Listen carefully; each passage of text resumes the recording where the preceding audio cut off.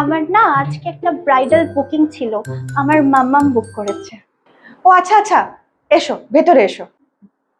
আচ্ছা, তুমি কি এখন আমাকে এই ব্লাউজটা পরাবে? হ্যাঁ। ব্লাউজটা সোজা পরবো না উল্টো পরবো আমি একবার মাম্মামকে জিজ্ঞেস করে নিই। ব্লাউজ সোজা পরবে না উল্টো পরবে জিজ্ঞেস করবে? আচ্ছা, জিজ্ঞেস করো না। দেখি ওপর দিকে তাকো।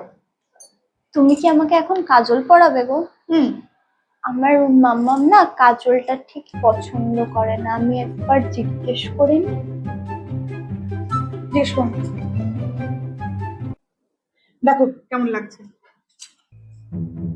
আচ্ছা, আমাকে বেগুনি লিপস্টিকে বেশি ভালো লাগতো না?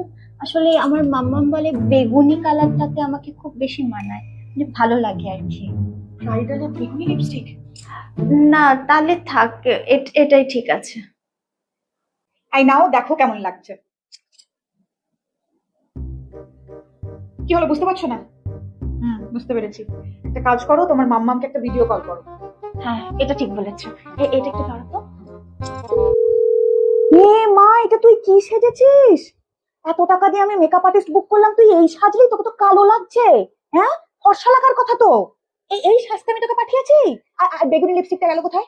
আমি তো বেগুনি লিপস্টিক লাগাতে বলেছিলাম। যা গিয়ে ঠিক করে সেজাই, নাহলে কিন্তু আমি তোকে নিতে যাবো না, আমি বলে দিচ্ছি। যা ঠিক করে সেজাই, যেন ফর্সা লাগে তোকে, ফর্সা, বুঝেছিস?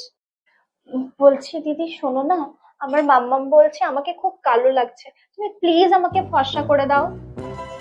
আমাকে কালো লাগবে? হ্যাঁ। দাঁড়ো। হুম, হয়ে গেছে। নাও এবার দেখো, এবার নিশ্চয়ই তোমার মাম্মামের খুব ভালো লাগবে মেকআপটা।